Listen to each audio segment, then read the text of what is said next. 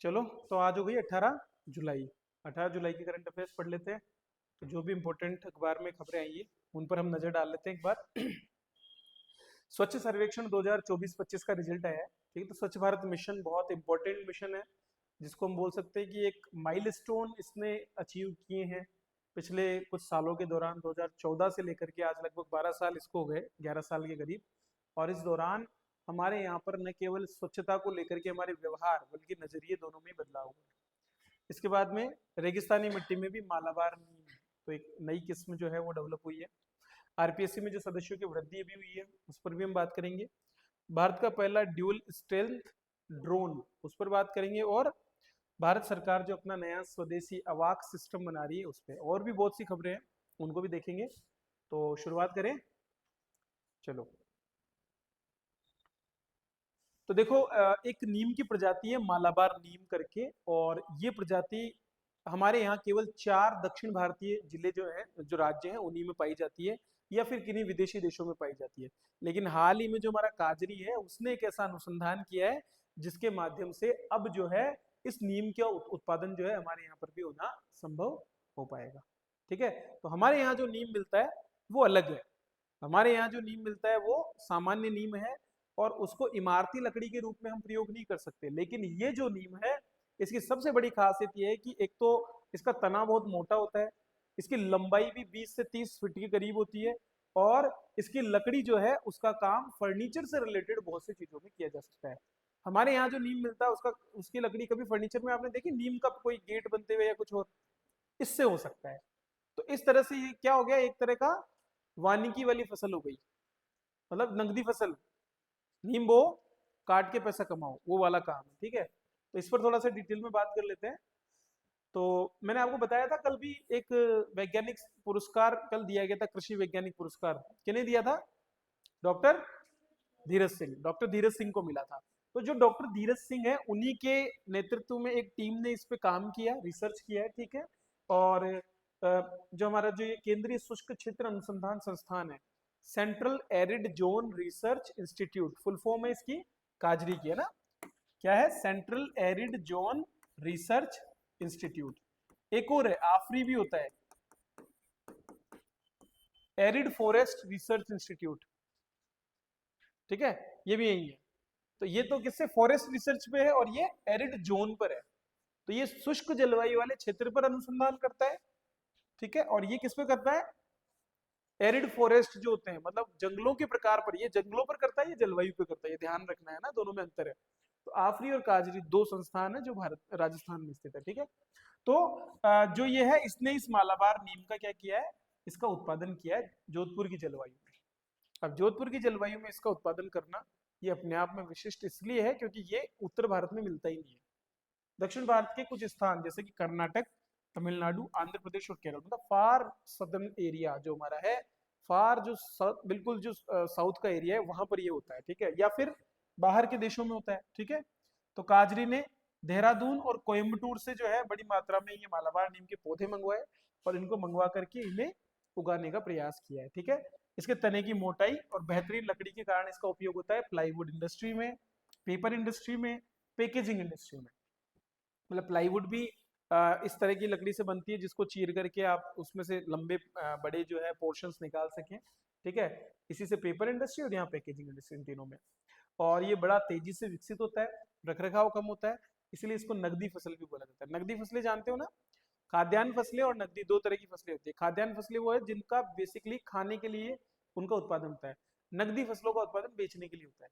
ठीक है, मुनाफा, व्यावसायिक फसलें जिनको हम बोलते हैं वही नकदी फसलें भी होती है ना, कैश क्रॉप जो इनको बोलते हैं कैश क्रॉप्स। ठीक है, फूड क्रॉप और कैश क्रॉप। क्लियर है? आगे बढ़े। तो 3 सदस्य बढ़ाने की अधिसूचना जारी हो गई है आरपीएससी में। बहुत अच्छी बात है कि आरपीएससी में ये स्टेप लिया गया है। ठीक है, तो आरपीएससी मतलब राजस्थान लोक सेवा आयोग। ठीक है, इसमें पहले हमारे पास 1+7 की व्यवस्था थी, अर्थात एक अध्यक्ष और 7 सदस्य इसमें हुआ करते थे, जिनकी आयु कितनी, 6 वर्ष या 62 वर्ष, जो भी अधिक हो। मतलब या तो उसको 6 वर्ष हो जाए या फिर 62 साल हो जाए। मतलब मान लो किसी को 50 साल की उम्र में ही लगा दिया ना, तो वो 56 में रिटायर हो जाएगा। और किसी को 58 साल की उम्र में लगाया तो वो 62 में हो जाएगा, क्योंकि 4 साल हो गए लेकिन 62 हो गए ना। तो या तो 62 हो जाए या फिर 6 साल पूरे हो जाए। समझ रहे हो ना बात क्या कर रहा हूँ? मान लो कोई 50 में बना, तो ये कब रिटायर होगा? 6 साल बाद। तो इसीलिए बोलते हैं 6 वर्ष या 62, जो भी अधिक हो, कम नहीं बोलते, जो भी अधिक हो वो जो है मान्य इसमें होगा। तो राज्यपाल ने यहाँ पर मंजूरी दी है नियमों में संशोधन। नियम कौन से हैं? तो नियम है राजस्थान लोक सेवा आयोग सेवा शर्तें नियम 1974। दरअसल पहले 1951 में ये नियम बनाए गए थे। सबसे पहले जब आरपीएससी का गठन हुआ था तो केवल हमारे पास 2 मेंबर थे उस समय, है ना। आरपीएससी गठन के समय कितने मेंबर थे हमारे पास? 2 मेंबर। और अब इन मेंबर्स की संख्या को बढ़ाया गया। उसके बाद 2011 में अंतिम बार 5 से बढ़ा करके 7 किया था। कौन से साल किया था? 2011 में। पर अब जो है इसको बढ़ा करके कितना कर दिया है? 10 कर दिया है। इसमें यह भी कहा गया है कि नए सदस्यों में राजनीतिक या किसी संगठन से जुड़े नेताओं की नियुक्तियां नहीं होगी। अपना संविधान का अनुच्छेद है 318A, उसके अंतर्गत ये नियुक्तियां की जाती है। ठीक है। साफ सुथरी छवि और निर्विवाद जो आईएएस या आईपीएस अधिकारी होंगे उनका और प्रोफेशनल लोगों का जो है यहाँ पर इसमें नियुक्ति होगी। खैर ये एक बार की बातें हैं, जो भी होगा वो तो थोड़े समय बाद में हमको क्लियर हो जाएगा। ठीक है। तो ये सदस्य बड़े हैं। अब आपको कोई पूछे आरपीएससी में कितने मेंबर हो गए तो हम कितने बोलेंगे? 1+10। पहले कितने बोलते थे? 1+7। ठीक है। ये हो गया आरपीएससी का गठन जो है, संरचना जो है। तो कोई पूछे आपसे कि आरपीएससी की संरचना लिखिए, तो आप संरचना में क्या लिखेंगे? आरपीएससी में वर्तमान में एक अध्यक्ष और 10 सदस्य होते हैं, और इनका जो आयु है या कार्यकाल जो है वो 6 वर्ष या 62, जो भी अधिक हो उस समय के लिए अप्लाई होता है। ठीक है। अंतिम जो बदलाव है वो आप दे सकते हो कि 2011 में आपके 5 से बढ़ा करके 7 इनको किया गया था। चलो नेक्स्ट देखें। तो ये अभी वर्तमान में हमारे मेंबर्स हैं जो भी हैं। तो श्री उत्कल रंजन साहू चेयरमैन है। छोटे एग्जामों में जनरली पूछ लिया जाता है कि कौन आरपीएससी के अध्यक्ष है, इस तरह से। डॉक्टर संगीता आर्य मेंबर है। बाबूलाल कटारा सस्पेंड हो गए हैं, ठीक है, पकड़े गए थे तो अपने कर्मों से। फिर उसके बाद में डॉक्टर मंजू शर्मा है, वो मेंबर हैं अभी। इन्होंने मेरा इंटरव्यू लिया था, 71 नंबर दिए थे। ये लेफ्टिनेंट कर्नल केसरी सिंह राठौड़ है, ठीक है। अच्छा, इन्होंने मेरा दूसरा इंटरव्यू लिया था, पहले वाले नहीं है इसमें, वो दिवंगत हो चुके हैं, ठीक है, वो जा चुके हैं दुनिया छोड़ के। फिर लेफ्टिनेंट कर्नल केसरी सिंह राठौड़ है, ये इस बार कत करें, बहुत स्ट्रिक्ट इंटरव्यू ले रहे हैं। फिर श्री कैलाश चंद मीणा जी हैं, ये थोड़े दिनों के लिए कार्यवाहक अध्यक्ष भी रहे थे। ये प्रोफेसर अयूब खान है, इन्होंने मेरा अब की बार इंटरव्यू लिया, ठीक है, और ये वैकेंट है। क्लियर। और ये श्री उत्कल रंजन साहू, अभी हाल ही में इनको बनाया गया है। आगे बढ़े। चलिए, आगे बढ़ने से पहले जो बच्चे ऑनलाइन देख रहे हैं वो Rajasthan history art and culture की तैयारी करना चाहते हैं तो हमारी एप्लीकेशन पर इस कोर्स का लाभ ले सकते हैं। चलिए आगे बढ़ते हैं। तो स्वच्छ भारत सर्वेक्षण हाल ही में जो है उसके रिजल्ट जारी किए गए हैं, और उसके अंतर्गत राजस्थान के विभिन्न नगरीय निकायों ने काफी अच्छी रैंकिंग प्राप्त की है, जिसमें टॉप 20 में जयपुर ग्रेटर और जो जयपुर हेरिटेज है दोनों को स्थान मिला है। ठीक है। तो ये अपने आप में एक बहुत बड़ी उपलब्धि है। इसी तरह से जो छोटे जिले हैं, छोटे निकाय हैं, उनमें डूंगरपुर प्रथम स्थान पे भी रहा है। तो इस पर थोड़ा सा डिटेल में आपको बता देता हूँ, बहुत डिटेल में पढ़ेंगे इसको आज हम। तो राष्ट्रपति जी हैं हमारी श्रीमती द्रौपदी मुर्मू जी, उन्होंने नई दिल्ली के विज्ञान भवन में हमारा जो आवासन और शहरी कार्य मंत्रालय, बहुत से मंत्रालय होते हैं, मंत्रालय समझते हो ना क्या होते हैं? क्या होते हैं मंत्रालय? मंत्रालय क्या होता है कि देखो, सरकार अलग अलग बहुत से क्षेत्रों में काम करती है, और उस क्षेत्र विशेष की जिम्मेदारी किसी एक विशेष मंत्री को दी जाती है। ठीक है। तो मंत्रालय, जो मंत्री का आलय होता है, घर होता है, वही मंत्रालय है। ठीक है। तो वहां पर वो उसको हेड करते हैं, वो राजनीतिक प्रधान होते हैं उस संबंधित मंत्रालय के।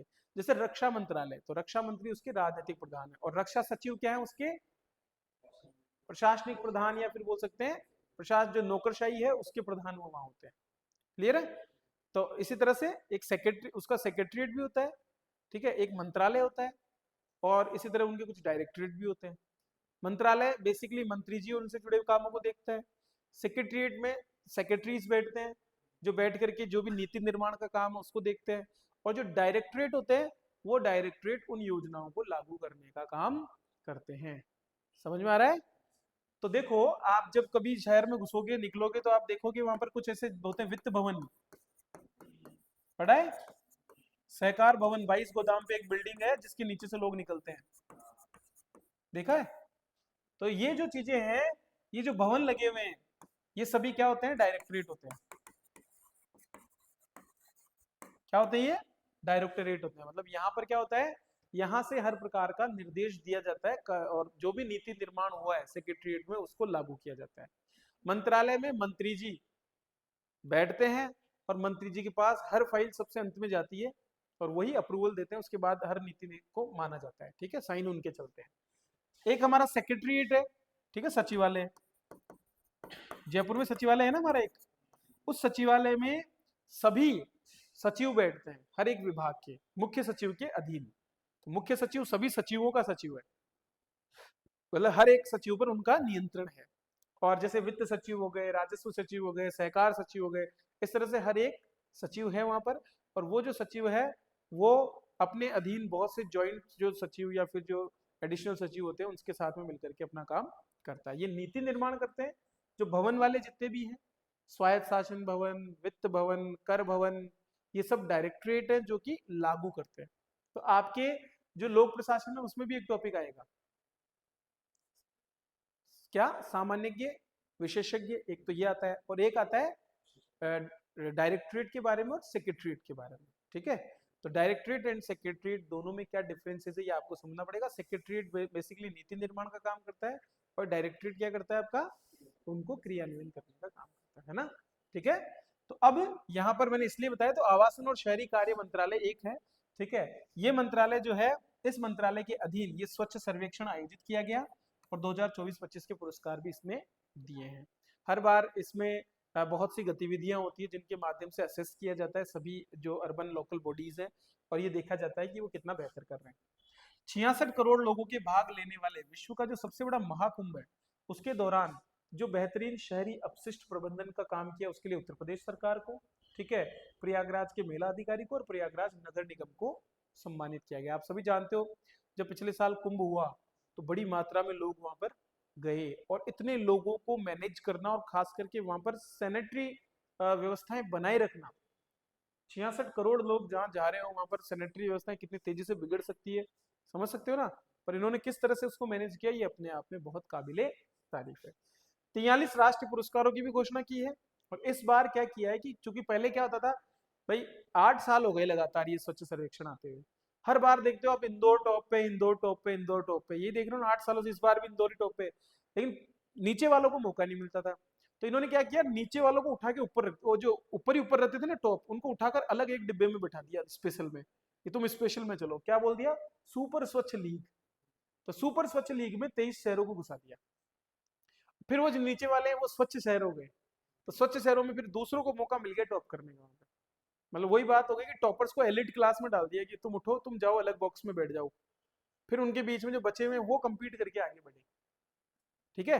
तो इंदौर हो गया, इस तरह के शहरों को सुपर स्वच्छ लीग में डाल दिया। इसी वजह से जो बड़े वाले शहर है 10 लाख से ज्यादा जनसंख्या में, उसमें अहमदाबाद, भोपाल और लखनऊ टॉप पर आ गए। अब ये डेटा आपको याद करना पड़ेगा। मैं अभी कुछ पिक्चर्स से आपको ये दिखाऊंगा और कोशिश करूंगा समझाने की। प्रयागराज को सर्वश्रेष्ठ गंगा शहर का पुरस्कार मिला है, ठीक है, गंगा नदी के किनारे जो शहर है, क्योंकि गंगा के आसपास गंदगी बहुत ज्यादा थी और लगातार सरकार ने नमामि गंगे इस तरह के प्रोग्राम चलाए हैं, ठीक है। सिकंदराबाद छावनी, तो जो हमारे कैंटोनमेंट होते हैं, कैंटोनमेंट मतलब कुछ एरियाज है जहां पर मतलब जनता और पुलिस वो आर्मी एक साथ रहते हैं। कैंटोनमेंट कैसा एरिया होता है जहां पर जनता और आर्मी एक साथ रहते हैं और इसीलिए वहां का जो स्थानीय प्रशासन है उसको कैंटोनमेंट बोर्ड देखता है।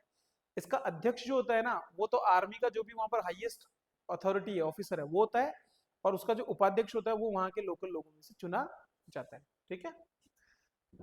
ग्रेटर विशाखापत्तनम, विशाखापत्तनम, जबलपुर और गोरखपुर, इन 4 जो नगर निगम है इनको कर्मचारियों की सुरक्षा और गरिमा के लिए सफाई मित्र सुरक्षित शहर घोषित किया गया है।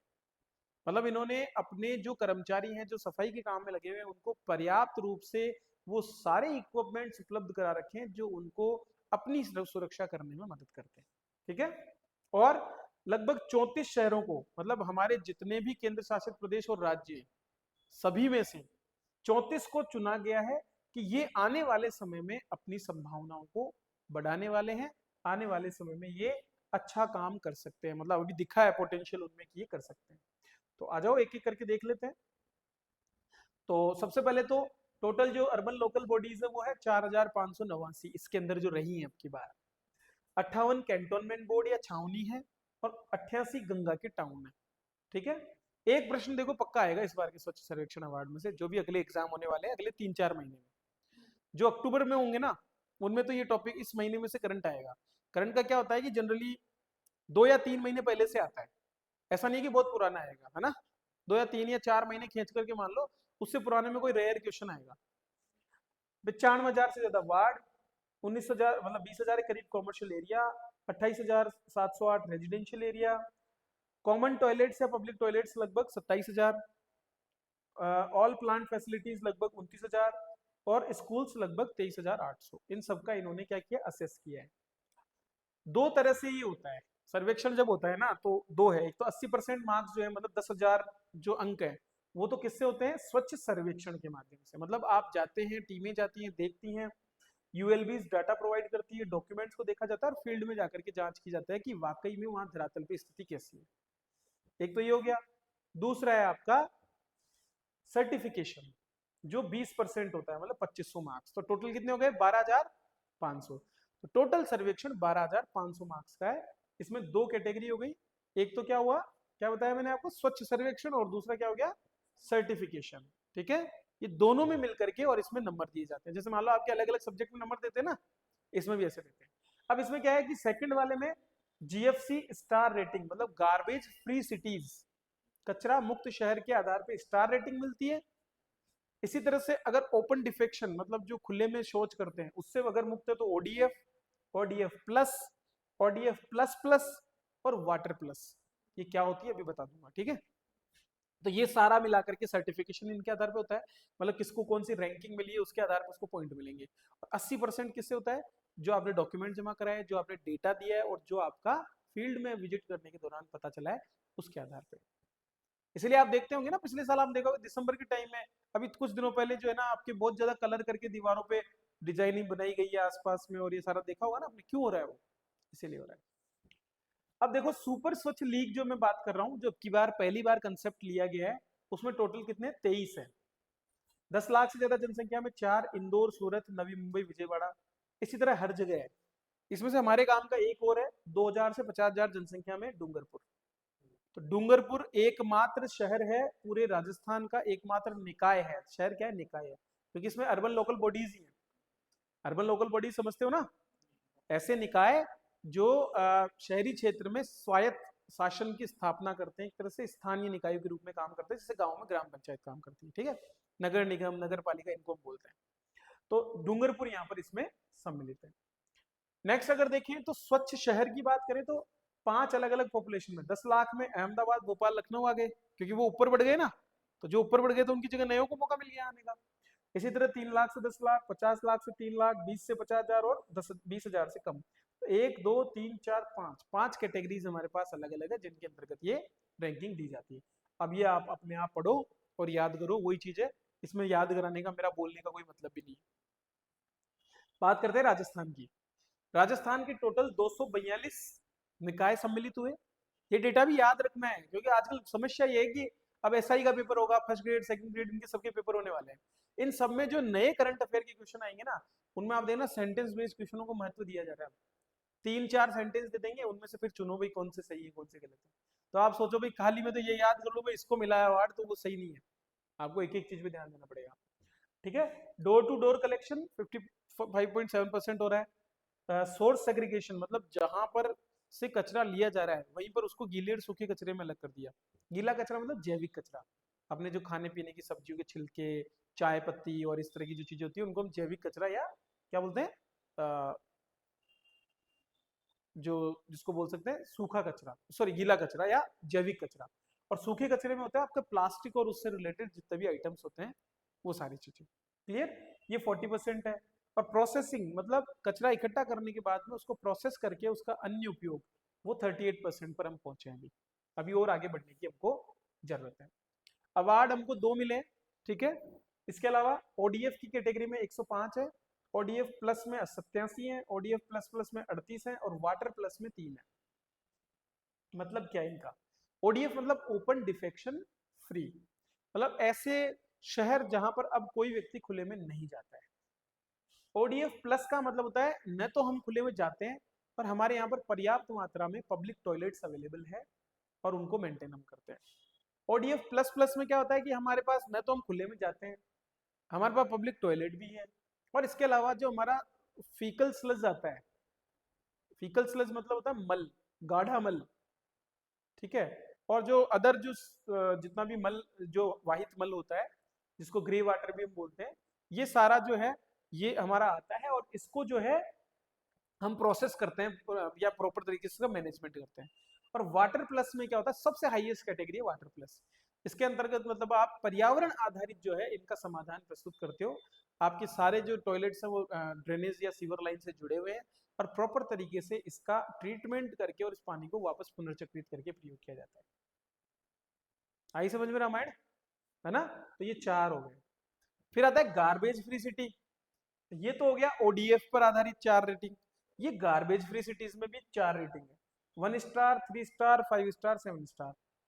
5 7 तो हम बात ही नहीं कर सकते खैर अभी। 1 स्टार में हम 2 हैं और 3 स्टार में 4 है। क्लियर है? बाकी निराधार है, मतलब अभी वो कोई स्टार नहीं है उनमें, वहां कचरे का भी इतना हमारा काम ढंग से नहीं हो रहा। पर डूंगरपुर 13वीं रैंक आया है ऑल ओवर इंडिया में और राजस्थान में फर्स्ट है। ठीक है, देखा जाए तो यहाँ पर डोर टू डोर 99% कलेक्शन हो रहा है, प्रोसेसिंग बेस्ट हो रही है, इसलिए 1 स्टार भी है और ओडीएफ प्लस प्लस भी है। जयपुर ग्रेटर 3 स्टार भी हो गया, वाटर प्लस भी है। हेरिटेज 3 स्टार है, ओडीएफ प्लस प्लस है।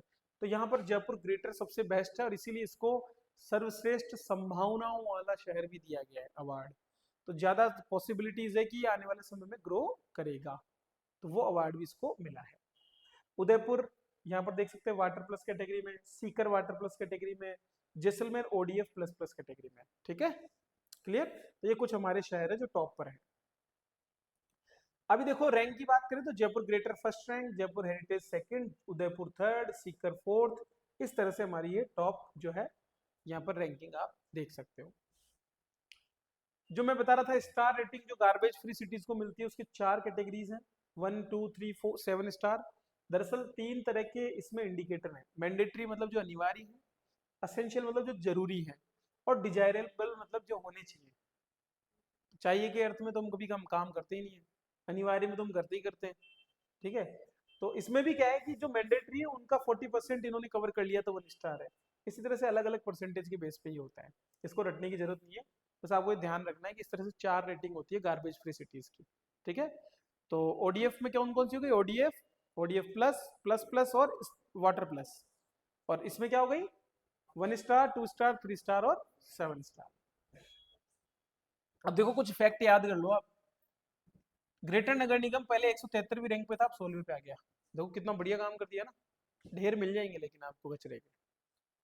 ठीक है, हेरिटेज निगम 151वें पायदान चढ़ करके 151 चढ़ करके 171 से 20वें स्थान पे आ गया। तो टॉप 20 में 2 हमारे घुस गए। ठीक है, कम आबादी वाले शहरों में उदयपुर नगर निगम 13वें पायदान पर है। डूंगरपुर छोटे शहरों में देश भर में प्रथम है, पूरे देश में टॉपर है, फर्स्ट रैंकर है कौन? डूंगरपुर। ये याद रखना ना, छोटे शहरों में। ओडीएफ प्लस प्लस वाले शहरों की संख्या बढ़कर के कितनी हो गई है? 38, पीछे दिखा दी मैंने। 4 शहर उदयपुर, जयपुर ग्रेटर, हेरिटेज और राजाखेड़ा, इन चारों को 3 स्टार रेटिंग मिली है कचरे में, गार्बेज फ्री सिटीज के रूप में। अमृत योजना के अंतर्गत जो ढेलावास में हमारा प्लांट है जयपुर में, उसको भी बेस्ट प्रैक्टिस के अंतर्गत चुना गया है। अमृत क्या है?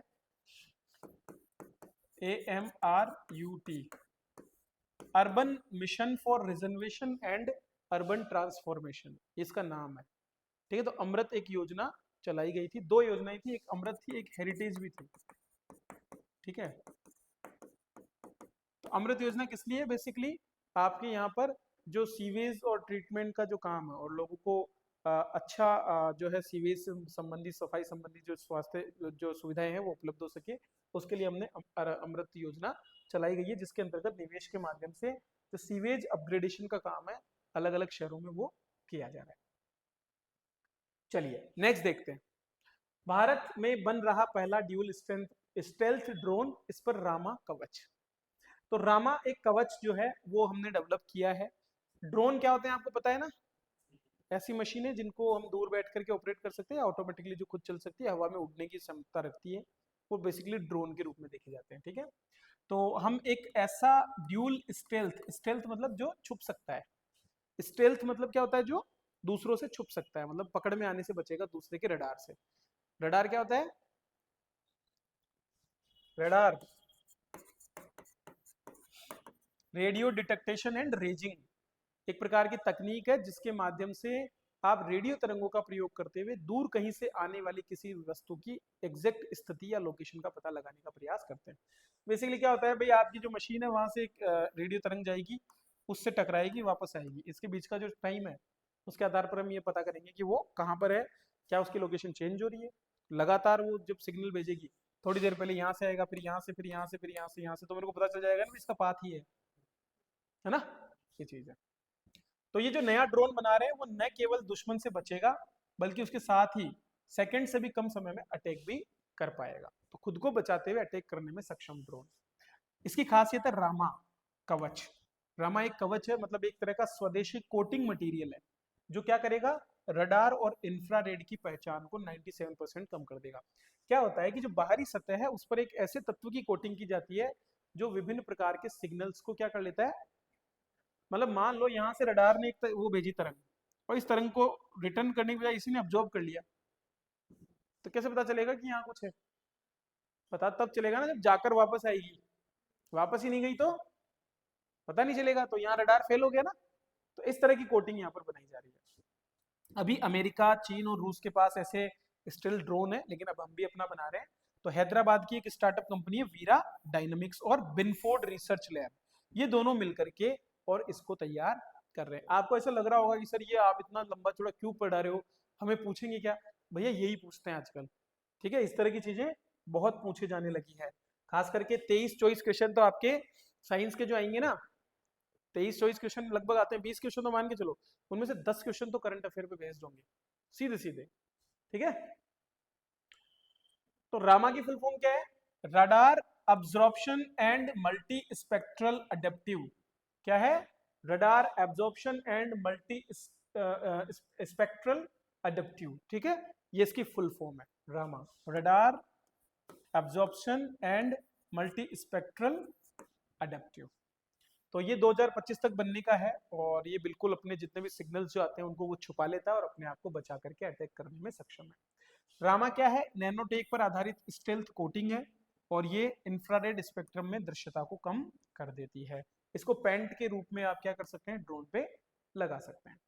अब ये काम कैसे करता है, तो ये रडार तरंगों को अवशोषित कर देता है और ऊर्जा को ऊष्मा के रूप में नष्ट करता है। ठीक है, ऊष्मा के रूप में मतलब वो अपनी सतह का तापमान बढ़ा देता है, तो रडार की जो भी एनर्जी आ रही है उसको अवशोषित करके और उसको ऊष्मा में परिवर्तित करने का काम वो कर देता है। ठीक है, तो ऊष्मा तो कोई तरंग के रूप में जाएगी नहीं। क्लियर है, चलिए नेक्स्ट देखते हैं। भारत बनाएगा स्वदेशी अवाक्स। अवाक्स क्या होता है, अवाक्स होता है airborne airborne early warning and control system, ये भी नहीं आएगा इसमें। ठीक है, airborne early warning and control system. तो क्या होता है, देखो समस्या है हर जगह, प्लेन हवा में उड़ रहा है, उसको एक तो काम क्या करना होता है, दुश्मन की प्लेनों को कैप्चर करना होता है। खुद का रडार तो इतना मजबूत होना चाहिए कि दूसरे को हम पकड़ लें, और हमारा खुद का प्रोटेक्शन इतना मजबूत होना चाहिए कि दूसरे की पकड़ में ना आए। भाई यही तो होना चाहिए ना, आप इतने तगड़े खिलाड़ी होने चाहिए कि दूसरे के तो पकड़ में आए नहीं, और दूसरे को आप पकड़ लें, वही पक्का खिलाड़ी है। तो यही करने की कोशिश इसमें की जाती है कि कोई दूसरा जो है उसका हम कैसे ध्यान रखें, अंदर जो हमारे खतरे आ रहे हैं, कोई मिसाइल आ रही है मान लो, तो जैसे आने लगे हम पकड़ लें, क्यों पकड़ लेंगे तो टाइम से क्या कर लेंगे, उसको बच जाएंगे या नष्ट कर लेंगे, नहीं पकड़ पाए तो नहीं कर पाएंगे। तो इसको क्या बोलते हैं हम, अवाक्स। अभी तक हम क्या करते हैं, विदेशी विदेशी काम लेते हैं, अब हम अपना अगली पीढ़ी का अवाक्स बनाने पे काम कर रहे हैं। 20,000 करोड़ रुपए इसमें खर्च होंगे, इसका नाम है नेत्र MK2। तो प्रोजेक्ट का नाम क्या है, नेत्र मार्क 2। तो अभी हमारे पास नेत्र है वर्जन, अब हम कौन सा बना रहे हैं, हम नेत्र मार्क 2। ठीक है, तो अभी वर्तमान में वायुसेना के पास 6A321 एयरबस विमान है। दरअसल इसको एयरबस विमान के ऊपर लगाया जाता है, ठीक है। तो इस तरह से कोई प्लेन होता है ना, उसके ऊपर ये ऐसा ऐसा लगा होता है, इस तरह का गोल गोल सा। तो ये प्लेन क्या करता है, क्योंकि देखो रडार तो कैप्चर करने के लिए तो नीचे भी हमारे सिस्टम लगे होते हैं, लेकिन नीचे से आप कितना कवर कर सकते हैं, थोड़ी लिमिटेड है दूरी।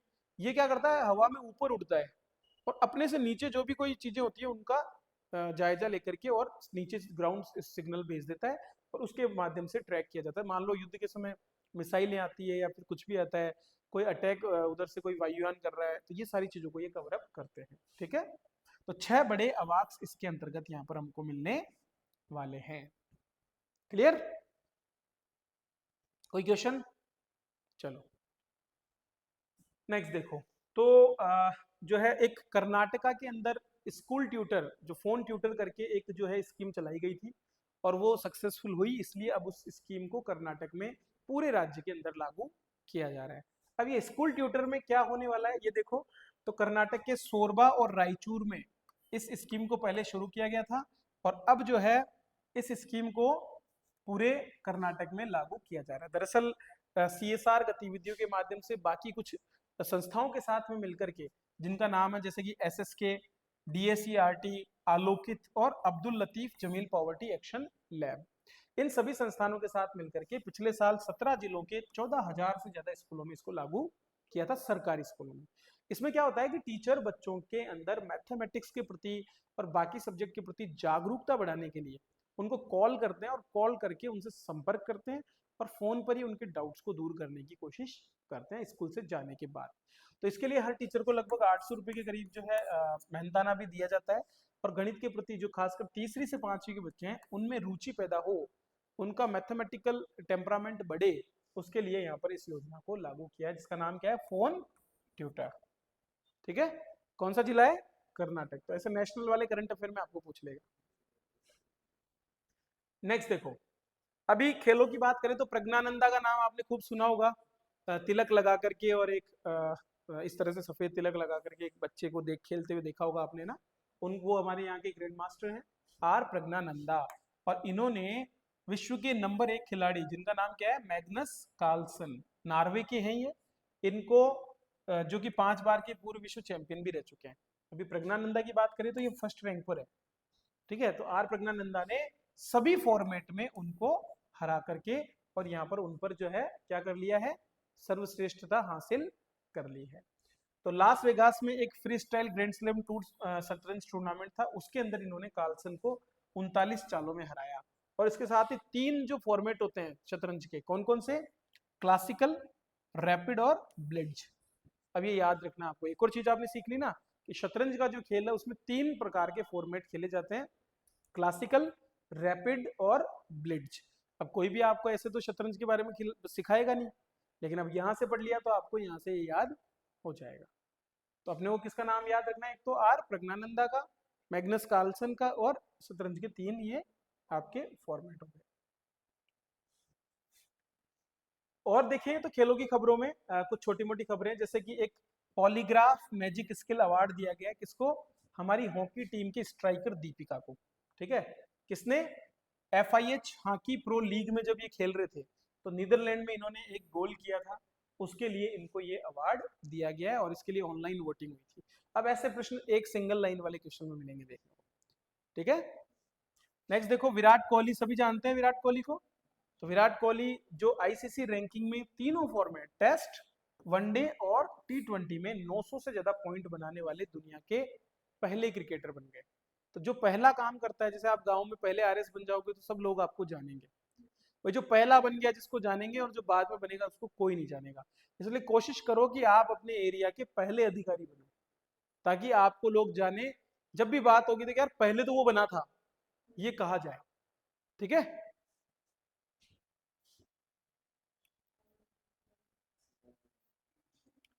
तो बस हो गए करंट अफेयर्स, ज़्यादा करंट नहीं पढ़ाने थे, इतने ही थे, लिमिटेड थे आज के। तो अगली क्लास में फिर से आपको कुछ और नया देंगे, तो इनको रिवीजन करो टाइमली, जितना ज़्यादा कर सकते हो वो ज़रूरी है, ठीक है।